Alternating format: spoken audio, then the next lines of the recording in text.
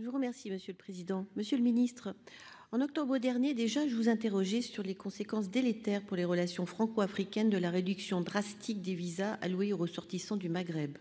En dépit de l'annonce de la normalisation de notre politique des visas dédiée en fin d'année, les mesures de rétorsion que la France avait adoptées ont laissé des stigmates et la situation ne semble toujours pas stabilisée.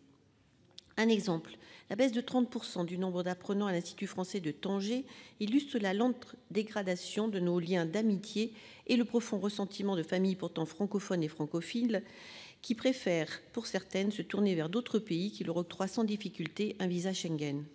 6 mois se sont écoulés, c'est d'un autre pays dont je voudrais vous parler qui va servir d'exemple concret, mais il y en a malheureusement beaucoup d'autres. Il s'agit du Cameroun, où les difficultés entourant les demandes de visa pour la France ne cessent de s'aggraver. Elle commence avec l'impossibilité d'obtenir un rendez-vous puisque seules 50 places sont proposées pour environ 500 demandes par jour.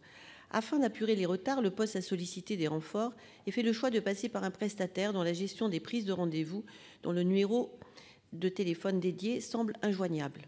À Yaoundé, des officines privées continuent à bloquer des créneaux et à les revendre à des tarifs exorbitants à des personnes qui, pour des raisons professionnelles, familiales ou médicales, doivent impérativement se rendre en France. Il apparaît donc que les mesures annoncées par votre ministère en décembre dernier n'ont pas les effets escomptés. Tout comme les conseillers des Français de l'étranger de la circonscription, je suis régulièrement saisie par des compatriotes dont le ou la conjointe ne parvient pas à obtenir de rendez-vous pour un visa de court séjour en France. Monsieur le ministre, je vous alerte régulièrement sur le besoin urgent de renforcer les équipes consulaires afin d'alléger la surcharge de travail des agents que je constate lors de chacun de mes déplacements. Je voudrais vous faire une proposition. Ne serait-il pas envisageable de permettre, à minima pour les demandes de visa de court séjour, le dépôt du dossier par voie électronique, puis de consacrer l'entretien avec un agent à l'observation des originaux et à la vérification de la conformité des pièces? Je vous remercie. Merci, cher collègue. Monsieur le ministre, vous avez la parole pour la réponse. Merci beaucoup, Monsieur le Président, Mesdames et Messieurs les sénateurs, Madame la sénatrice Quenoé Mouret. Vous avez raison de pointer la situation d'engorgement de certains services des visas et nous la suivons avec la plus grande attention. Nous cherchons d'ailleurs sans cesse à l'améliorer. Ces causes sont multiples, à la hausse des demandes consécutives à la sortie de crise sanitaire, notamment pour les longs séjours, s'ajoute l'exigence accrue en matière de lutte contre la fraude demandée par le ministère de l'Intérieur, mais aussi l'intervention des officines que vous relevez dans certains pays. D'ailleurs, le ministère se mobilise contre ce phénomène en communiquant auprès du public et par la mise en place d'obstacles techniques à cette captation de masse des rendez-vous par les officines. Voilà. Et donc, la limite étant bien sûr que ces officines ne sont pas illégales dans les pays concernés. Enfin, je ne méconnais pas les enjeux d'organisation et de fonctionnement de notre réseau consulaire. La ministre de l'Europe et des Affaires étrangères et le ministre de l'Intérieur ont confié une mission d'expertise à Paul Hermelin, assisté des corps d'inspection des deux ministères.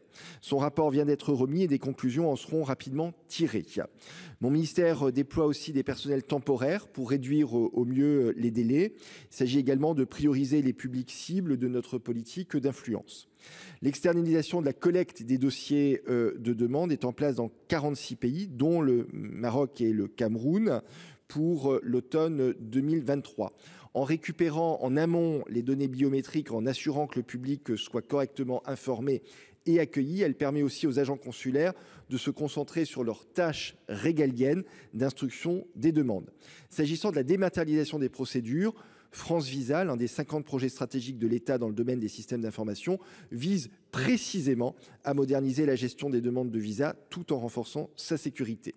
Ce projet doit permettre à l'usager, comme vous l'appelez de vos voeux, une transmission dématérialisée du dossier. Cette possibilité est déjà accessible pour les demandes de visa pour études et sera progressivement étendue. Enfin, l'adoption prochaine d'un règlement européen sur la numérisation des visas permettra au traitement des demandes de court séjour de franchir une nouvelle étape dans la dématérialisation. Je vous remercie. Merci, monsieur le ministre. Je suis amené à